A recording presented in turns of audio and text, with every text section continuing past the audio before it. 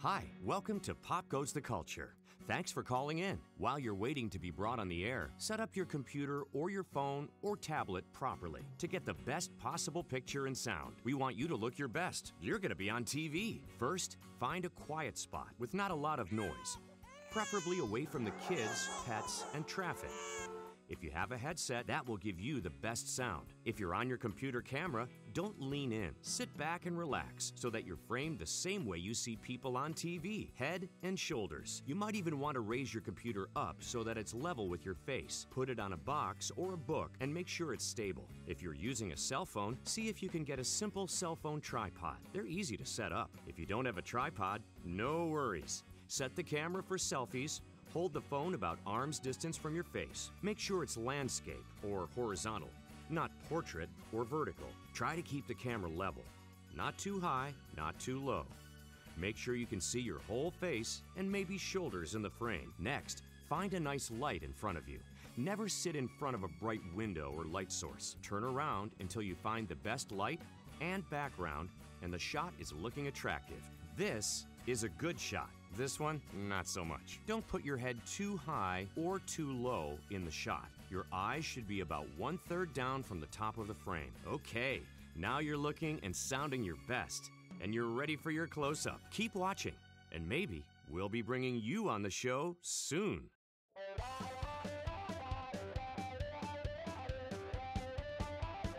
Tonight on Pop Goes the Culture, you're the talk show host. You have a chance to talk to our guest face-to-face, live. This is Ask Them Yourself. You've heard his voice on TV, on radio, in movies, commercials, cartoons, and even video games. He was the host of Bowling for Dollars, a regular on Imus in the Morning, and the narrator of VH1's Best Week Ever. He's done impressions, voiceovers, and been the voice of some of the most iconic characters ever, including SONNY, the Cuckoo for Cocoa Puffs bird. Yahoo!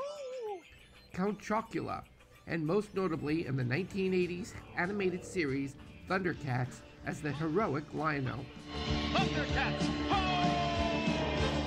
Tonight, your guest is Larry Kenney.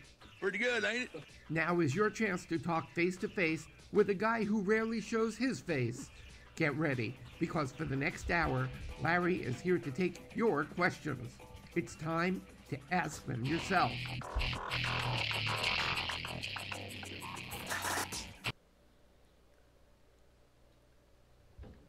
Okay, and welcome to Ask Them Yourself. I'm David Levin, and we are here, and we are live, and we are streaming here on the internet, and I urge you to call in now because this is your show. We want you to call in, and I'm very excited to talk to our guest tonight. His name is Larry Kenney, as we said in the show open, and I'm going to welcome him right now. Larry Kenney, welcome to the show. Thank you, Dan. Thank you very much. How are you? It is good to see you. Today, we are going to have people call in. They're going to ask you some questions. That's the idea behind the show, but we're going to get the conversation started right away.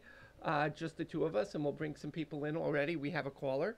So, Larry, you've been doing this for a long time, almost 5 years now. Yeah. How did you get... Actually, 55 years. Get out. You were 2? No, I was 15 when I started. Did you really? Where did you get started? You started in the Midwest, right? Yeah, I started in Peoria, Illinois. I'm from a little town right across the river from there called Pekin, Illinois, great town.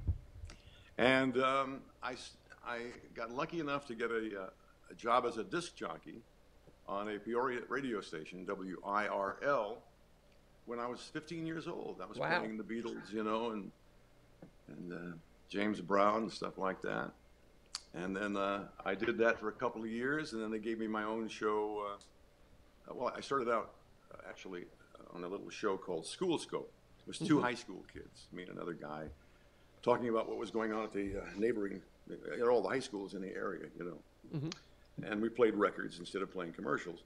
Then they gave me my own show on the weekends, and then summer vacation, you know, worked my way up through the ranks, and then moved from there to WOWO in Fort Wayne, Indiana, and WKYC in Cleveland, WJJD in Chicago, and finally to New York, where I've been for 45 years. Wow. Wow. You know, you have this iconic voice. You have this voice that we've heard on millions of commercials, and, you know, like every time you sort of turn around, you hear that sort of voice, and you became well known in the New York area, I think, through your work on WHN and also with Imus in the Morning, who just recently retired, and you did a lot of stuff with him.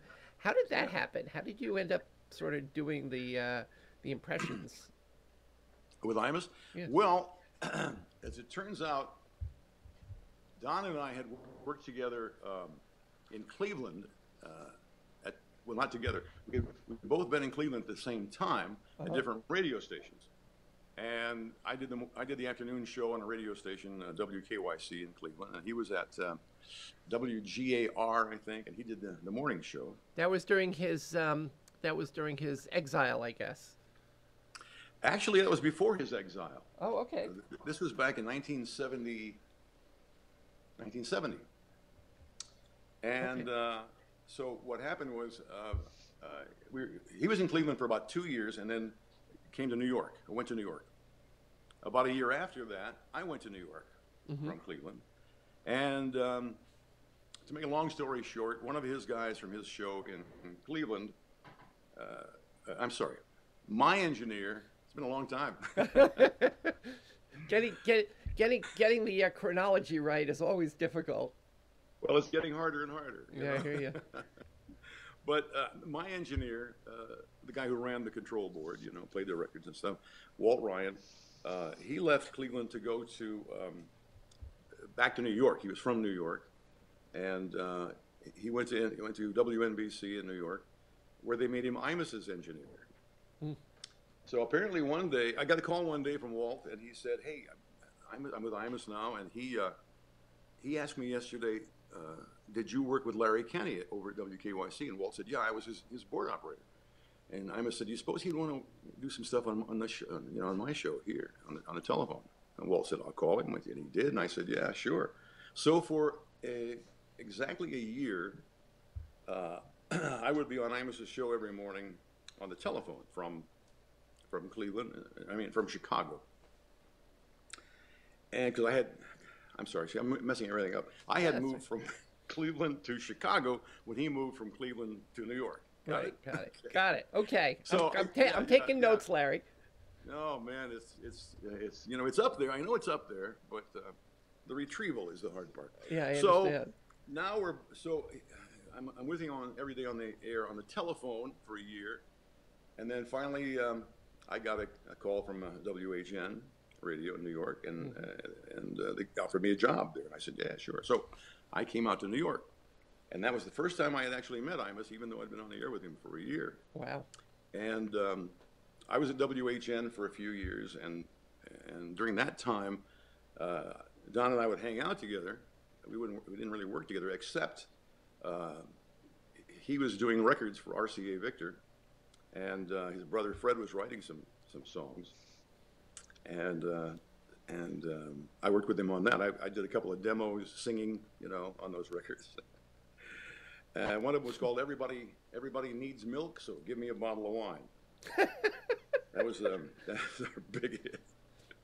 So that's how it started. That was when I came to New York in 1974, and started working with him again regularly. And so I was 35. I stayed with him 35 years. Wow. Until 2008, yeah. Wow. Well, we have a call. We have a caller coming in. We got Steve from Queens. Hey, Steve. Hello, oh Larry. My God, Steve Dworkin. How are you? Hey, I'm good, Steve. How are you? David? This is an old buddy of mine from David, for, just to for let a you long know, I time. can't hear Larry. You can't hear Larry. No, I cannot. Oh, you can't? Well, we can hear you. Hold Oh, on. we can hear you. Okay. Well, that's unfortunate that you can't hear him. That's hilarious. Hold on one second, Steve. Okay. Okay. Steve, if you ask your question, Larry can hear you, and then Okay. and while he's giving you your answer, we'll get you on. Well, I just want to say that great to see you, Larry. I haven't seen You you in too. a while. And I know all about your, being, on the radio and a little bowling show that you were on. But how did you get started doing the cartoon voices? Okay, well, first of all, it's great to see you, Steve. Steve, by the way, Steve Dworkin is one of the great engineers in New York, recording engineers, and he's worked at several of the studios that I've recorded at, and we've done a lot of commercials together, probably hundreds. But I haven't seen him for several years. Wow. So, can you hear me yet? Do you know? I'm checking to see if he can hear you. Okay, but what was his question? His question was, how did you get started with the cartoons? Yes, that's right. Well, I had always been, when I was little, I always did voices. My mom told me that by the time I could talk, I was doing character voices, Bugs Bunny and things like that. So for some reason, I always loved, doing impressions of famous people and cartoon characters and things like that. So I did that, and then I told you about my radio career, and I used to always incorporate voices and impressions on my radio show too, my disc jockey show. And then once I got to New York, I started doing commercials here. And then one day I got a call from my agent saying that they wanted me to go to an audition for a new animated show, television show. It was going to be recorded in New York. It was called Thundercats.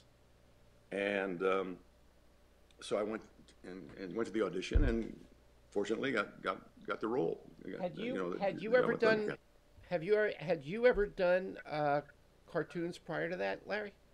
Not cartoon series, but I had already been doing Count Chocula, Sonny the Cocoa Puffs bird. Up here I won't go cuckoo for Cocoa Puffs. Steve can hear you now. Yes. Oh, good. Hi, Steve. How are you, Larry? I'm great, but I was saying wonderful things about you when you couldn't hear me. Oh, okay. And they're all true. I'll have to ask Dave. Yeah, I started doing Sonny the Cocoa Puffs bird in 1978. Now, as a sad note tonight, the gentleman who preceded me as Sonny the Cocoa Puffs bird for many years on TV was Chuck McCann. Yeah. And I'm sad to say Chuck passed away yesterday. I just heard. I had read about that. Chuck McCann was one of the great, in New York for the longest time. I grew up watching him. He was one of the great kids show hosts. Yeah. And then he ended up doing commercials and movies and TV shows and cartoon voices. He's just a brilliant comedian and actor. Yeah, he was brilliant. I never saw his kids show in New York, but I was reading about it, and it turns out he did 7 days a week, 2 hours a day on that kids television show. Can you imagine that? Steve, did you watch that when you were young? I saw it, not every day, but I saw parts of it. Yeah. Yeah, Chuck was a lovely guy, and I got to work with him once on a Count Chocula commercial, maybe 10 years ago.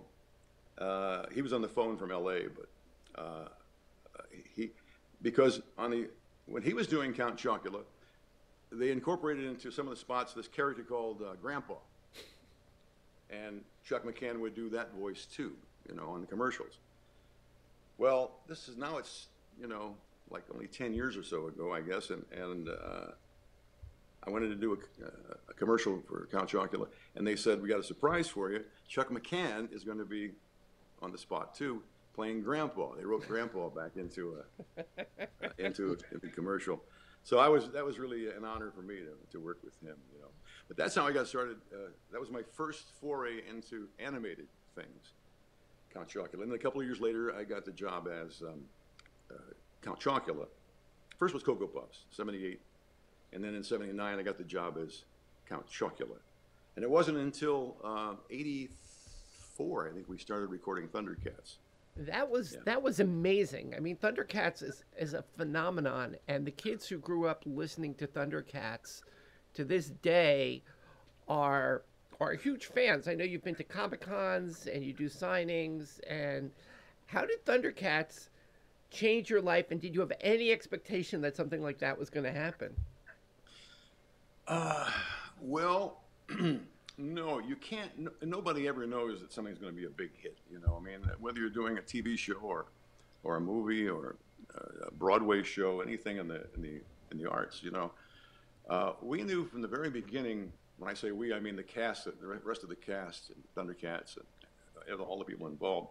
After recording a few episodes, we knew it was a good show. I mean, we knew the writing was great, and then once we saw the animation, that was fantastic. The music was great, so we knew it was a really great show. But that doesn't always guarantee success, you know, in the business.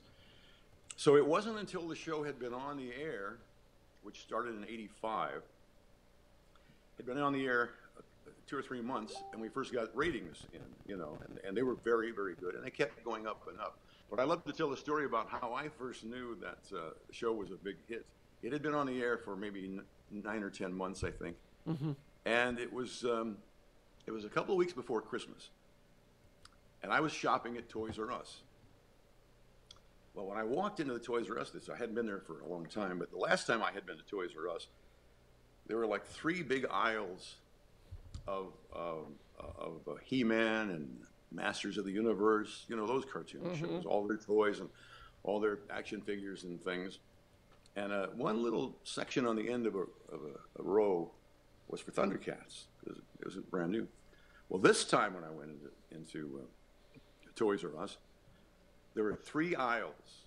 I mean, from one end of the store to the other, both sides, all with Thundercats merchandise. And I said to myself, wow. We got a hit show. Yeah, you know, that was really the first time I knew we really had something.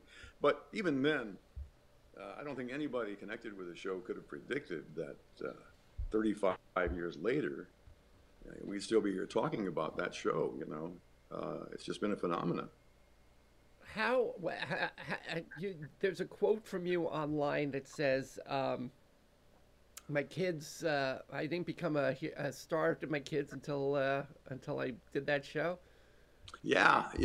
Well, yeah, of course they were kids and it was a cartoon show. Yeah, sure. I mean, before that, my kids knew what I did for a living.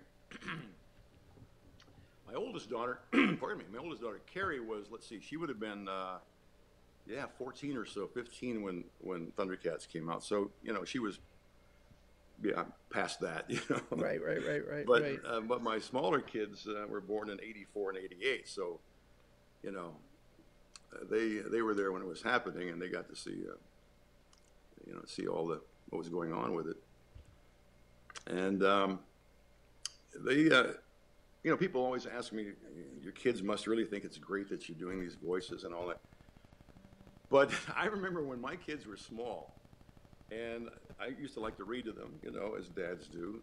And I would be reading a book, having them on my lap, you know, and be reading a book. And I would say, and the old witch looked down and said, "Yeah, I'm going to get you." And my kids would look up and they would say, "Dad, just read the story. Just read the book. Don't do those little voices."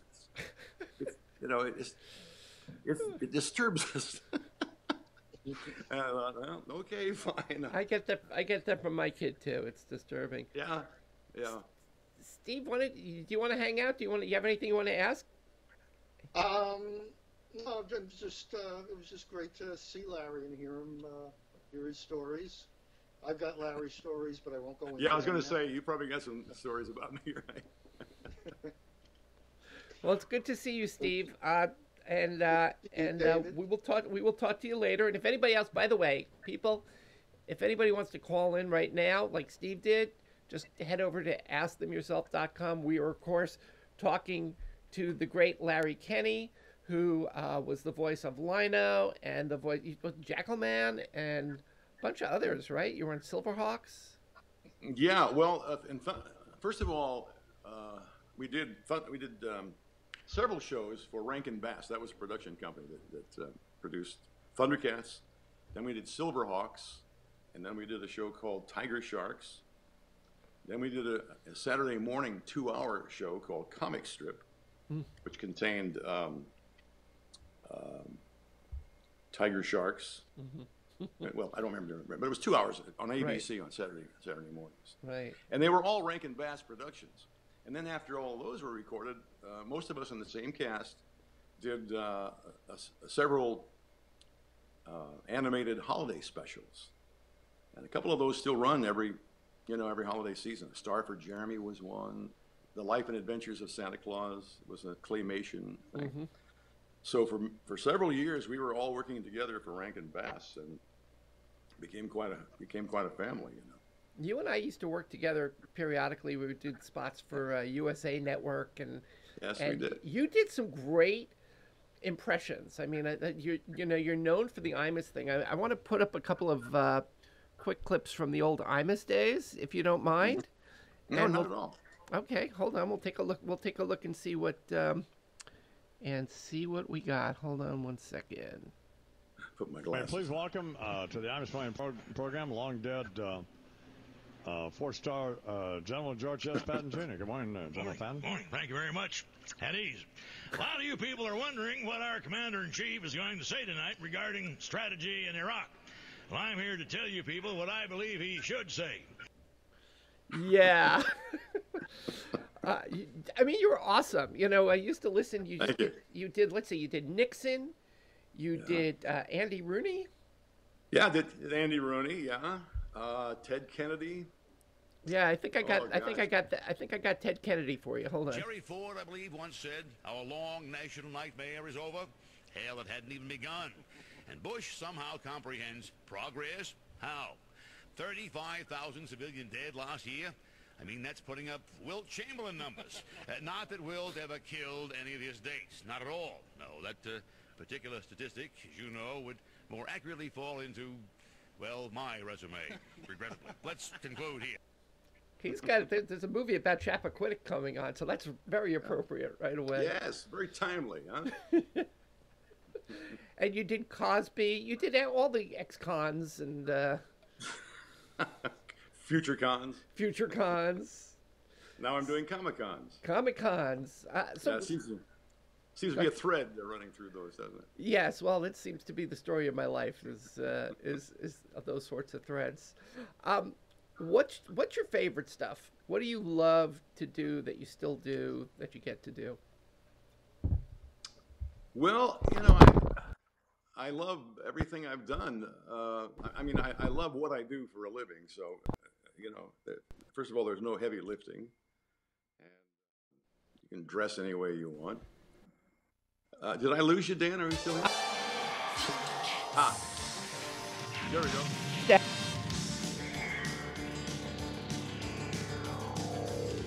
There's the guy. Thundercats.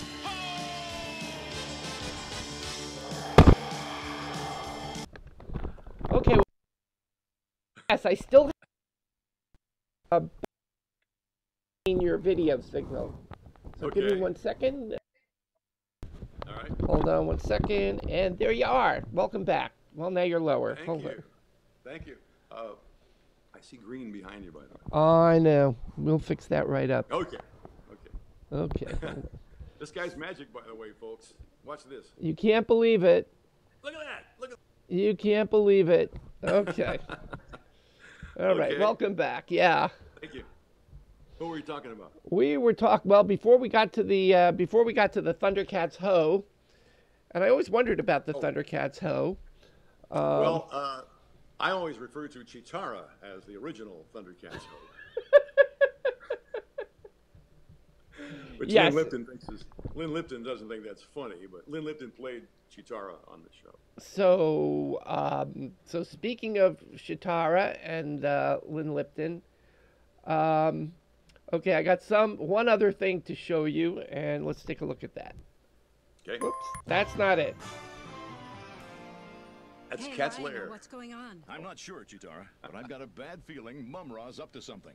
I'll be right back. I'm gonna use the John. Eye of Thundera, give me sight beyond sight.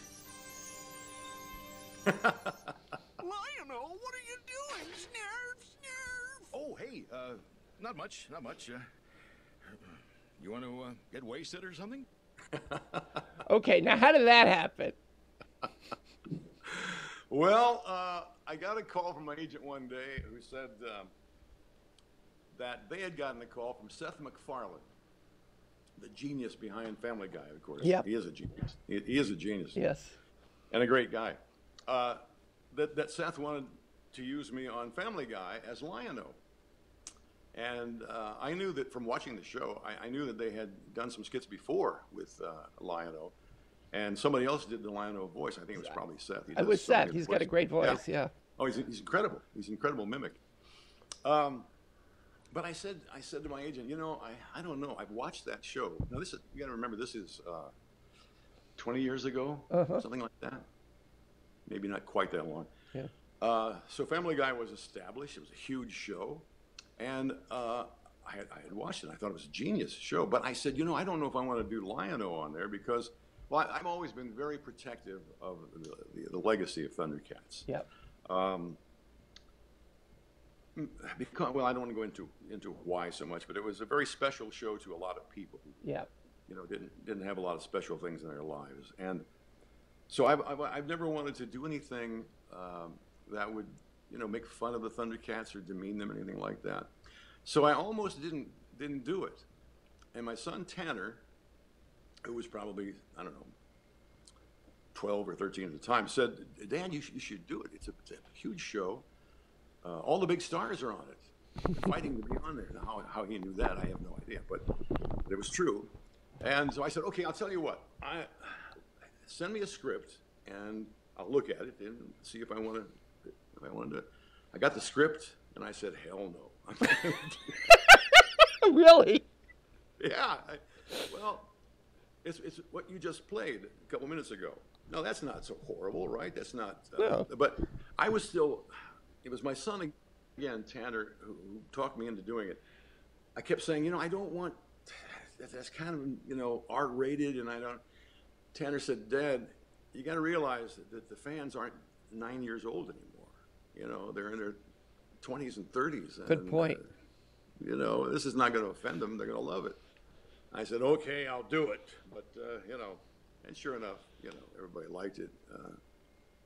But you know, I'm so protective of that. You know, I don't want to do anything that's going to bring disdain to the Thundercats fans. The fans are, you know, I spoke to a few people this morning. I went on a couple of radio stations to let them know that you were going to be on. The level of excitement that I heard from the on-air hosts, who are all in that sort of age range, was just beyond.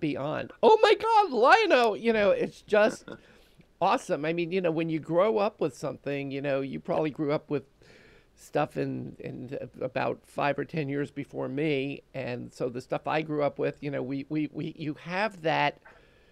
Well, the way I felt about Chuck McCann, you know, as a kid, and they feel that way about you, you know. Mm-hmm. It is wonderful. You know, I always tell fans ask me sometimes, you know, somebody's asked me before, what do you think about those of us who come here and stand on the line to get your autograph, you know, which was quite a question. And I said, you know, I'll tell you something. When I was your age, if I heard that Mel Blanc was going to be in this building on Sunday, I would be here the Monday before online, you know. So, because I was a huge, you know, I grew up watching. We all did. We all grew up watching cartoons and things like that. And I was a big fan too. So I know what it means to people, you know, to meet somebody who is, especially when it's a part of your childhood, you know, a nostalgia thing. Yeah. Because we all have. I mean, nostalgia is. I like to say nostalgia is not what it used to be, but it's still good. I've said that once or twice myself. It'd be a good show title. It would be, wouldn't it? So I really can appreciate, you know, what it means to people to. My wife first started going with me to Comic-Cons, and she couldn't believe it. How she'd say, these people are. this one guy was crying because he met you, you know, and this other person was just speechless because he didn't know what to say. And she said, why is that? I said, well, and then I told her what I just said, that I would have been the same way when I was young.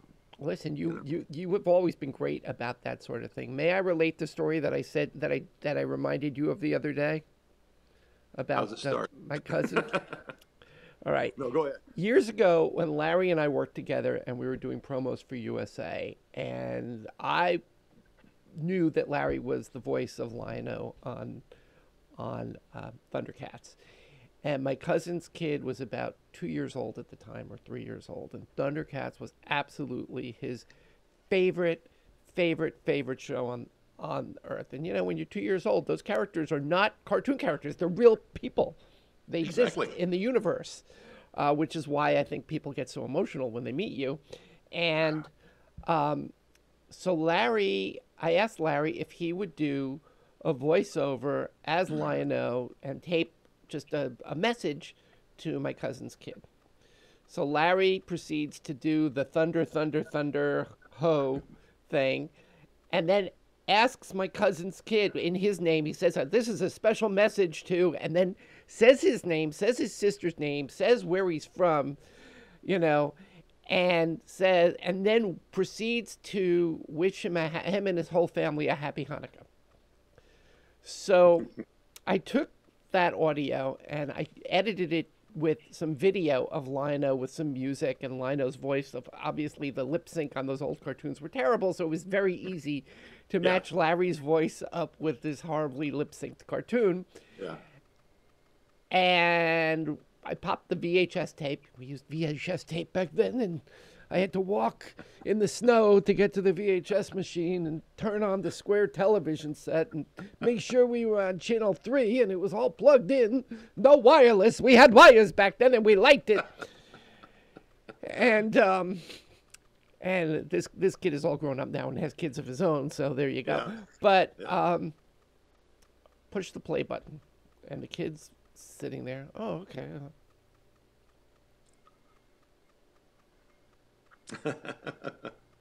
The kid's mouth dropped to the floor. Okay, this is Larry Kenney, folks. This is what my friend Larry did for my cousin's kid. He never forgot it. First of all, he turns to his mother and says, "Mommy, Lion-O's talking to me." Then he goes, he wished me a happy Hanukkah. Are the Thundercats Jewish? Well, maybe. K-A-T-Z, you know? Thundercats, you know. Yeah. Oh, that's great. I love to hear stories like that. I remember after the show had been on the air a few years, I went back to Illinois to visit my family, as I do every year. And my brother, Steve, said, do you mind if I have some of the neighborhood kids come over, to meet you? And I said, of course. Yeah, it'd be great. So I'm sitting there in the living room, and a little while later, here he comes with 5 or 6 of these, 10, 12-year-old boys. And Steve says, you wait out here in the other room, wait in the kitchen, and I'll introduce you. I said, introduce me? Okay. I hear him in there saying, guys, I have a surprise for you. Lion-O is here. And I hear this cheer going up, and I'm out there going, oh, no, don't do that, because they're going to be obviously disappointed. So I walk in, and they're all like, who's this guy in Bermuda shorts and Yankees hat on? That's not Lion-O. I said, Steve, you can't tell a bunch of the kids that he's going to be here tell him it's the guy who does the voice of, Yeah. But I thought it was funny.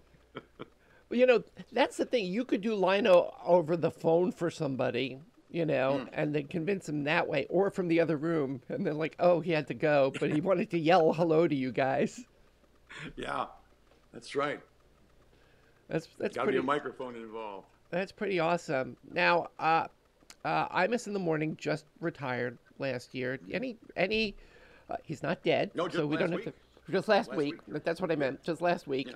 And he had been on the air for about 50 years. You were part of that show for quite some time. Any Anything you remember? Any anecdotes that you can recall from your Imus years that you can actually share?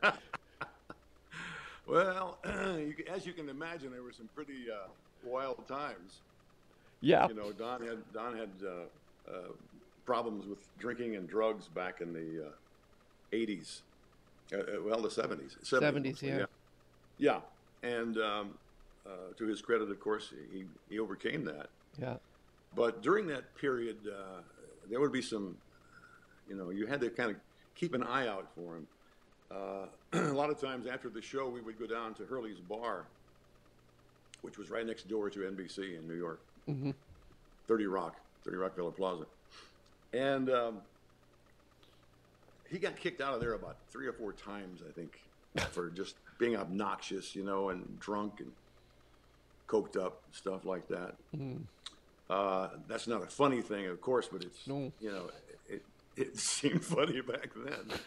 I mean, we would be walking down the street, 4 or 5 of us, and he would just, like, pass a bank, and he would just open the door of the bank and run in and yell, "Nobody move!" And then we just walk away. I'm surprised he didn't get shot. Wow.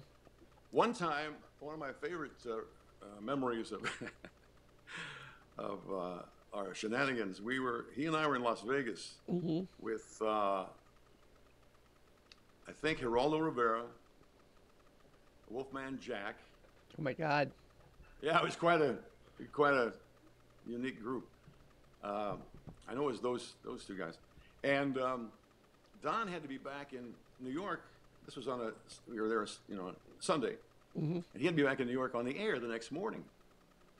So we were out in front of a casino waiting for a limo, his limo, and it never came, and we were going to miss our flight, and it was like the last flight to New York that night. I can't remember, but Wolfman said, "Hey, baby, you remember that guy I was talking to in there by the crab table?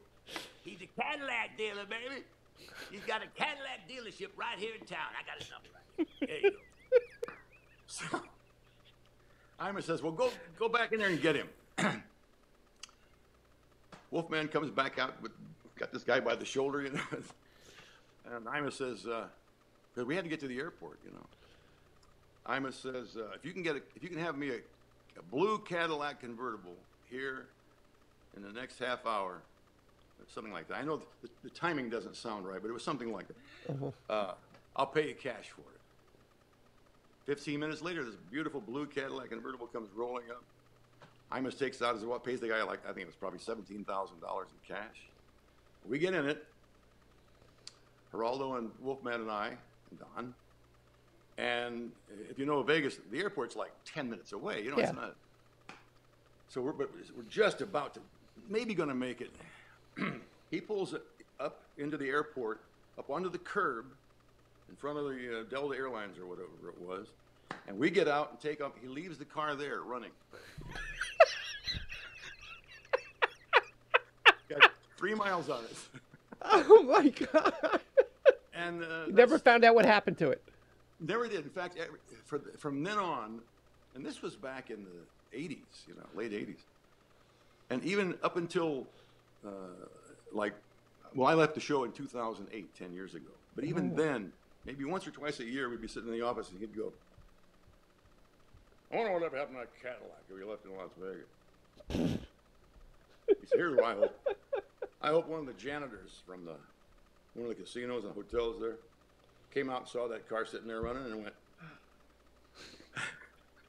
'Thank you, Jesus.'" And took off with it. Oh, man. I hope he did too. Imus had quite an evolution. I mean, I think about when he first came to New York and he was doing characters himself.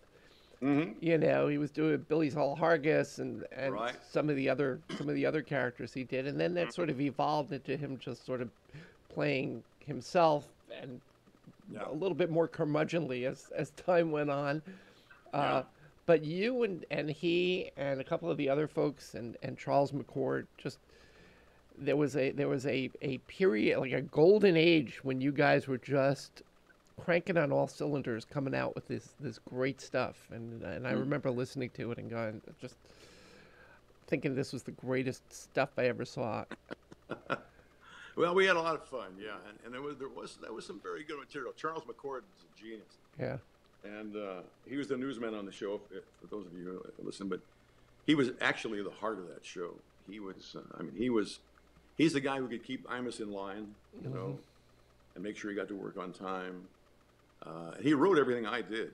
Charles wrote all those bits you saw. Right. The Kennedy and the Nixon, and I think he showed a little quick flash of Larry the satellite guy. Yeah, that was funny. My impersonation of Larry the cable guy. Right. Get her done, you know.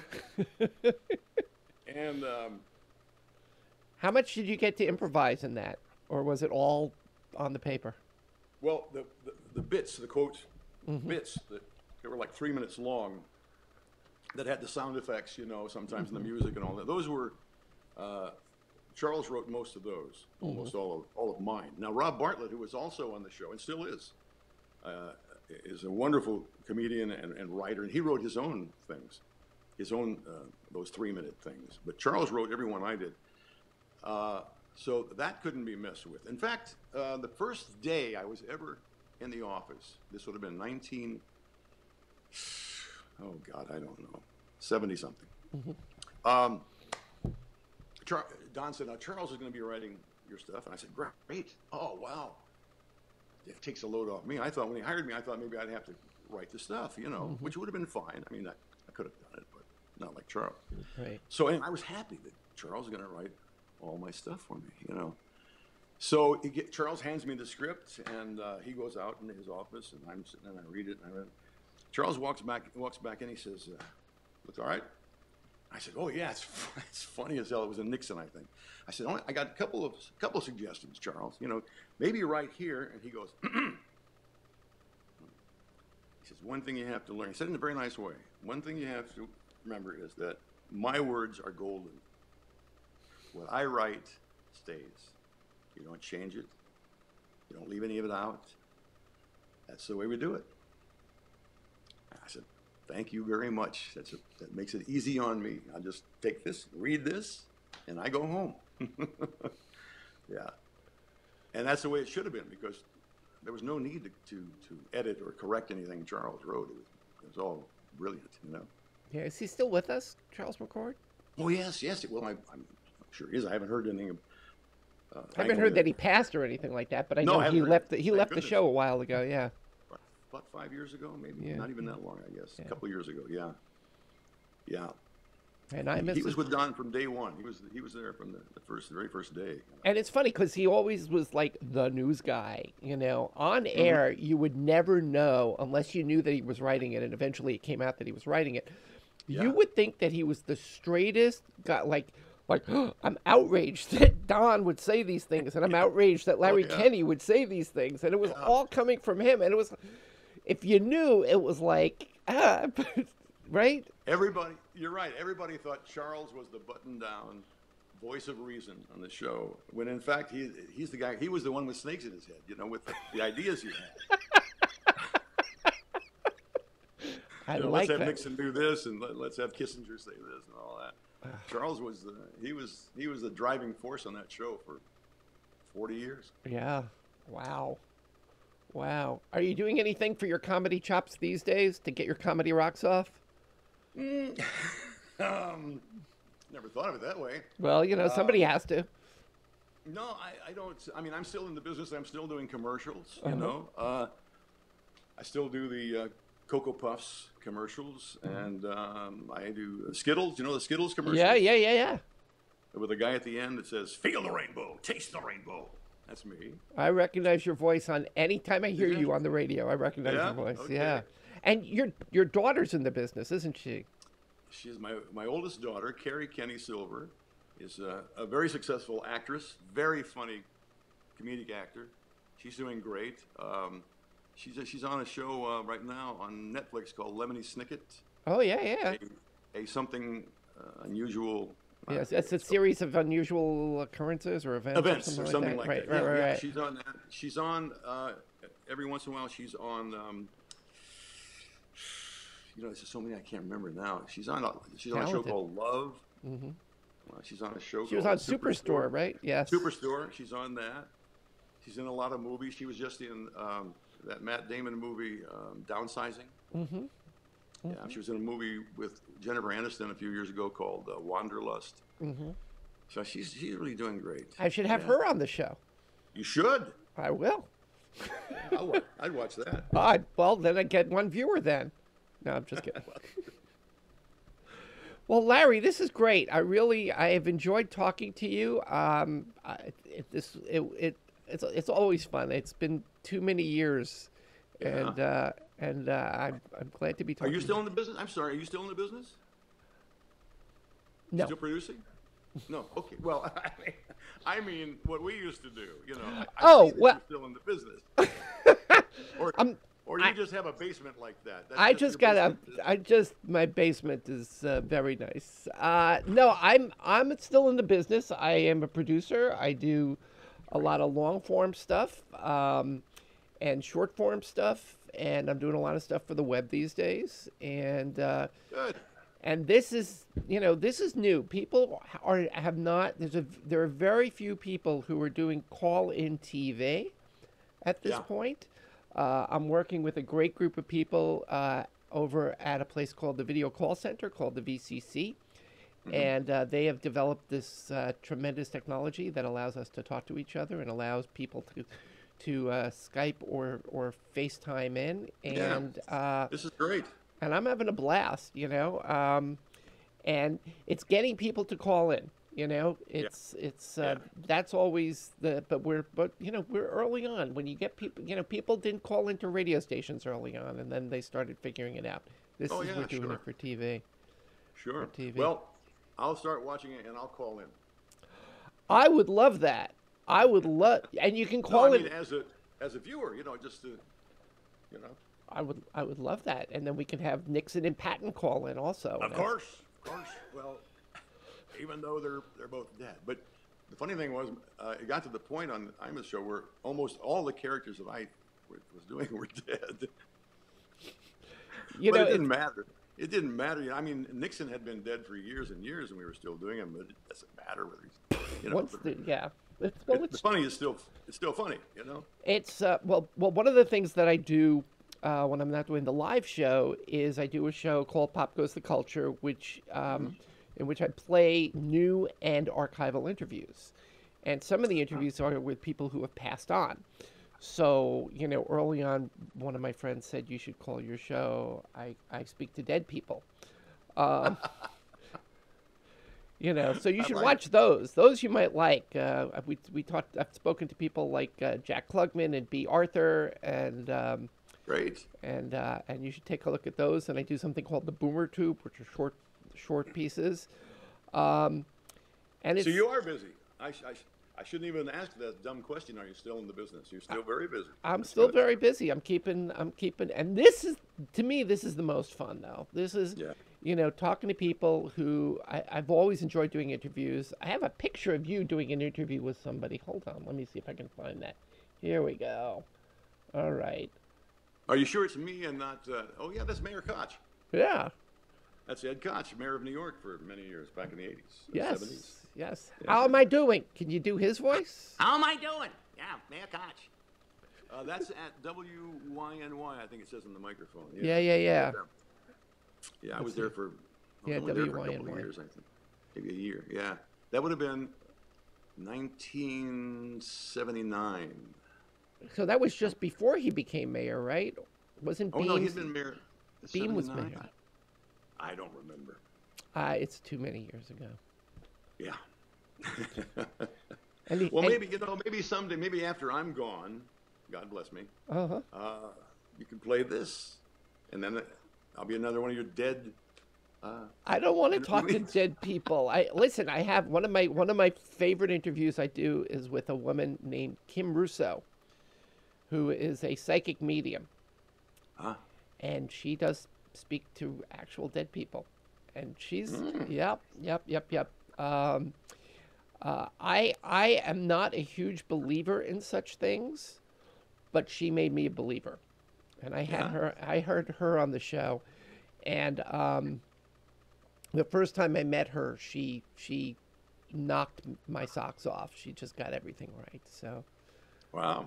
Yeah. It's this is, like I said, it's fun to do these interviews. You know, it's fun to do interviews. I've had fun with you tonight. Well, thank you. Listen, come back again anytime. I love to talk about all things pop culture. I would certainly love to talk to. I would love to interview Nixon or Patton or anyone else that sort of is no longer with us. Larry Kenney, thank you so much. This was really a treat, and I am looking forward to doing it again soon. I hope so. Thank you, Dan, very much. Thank you, folks. Okay, everybody, and we will see you next time. I don't know who my guest is next week, but they're going to be, they can't be as good as Larry, but they're going to be great. Okay. Thanks, everybody. Bye-bye. Bye.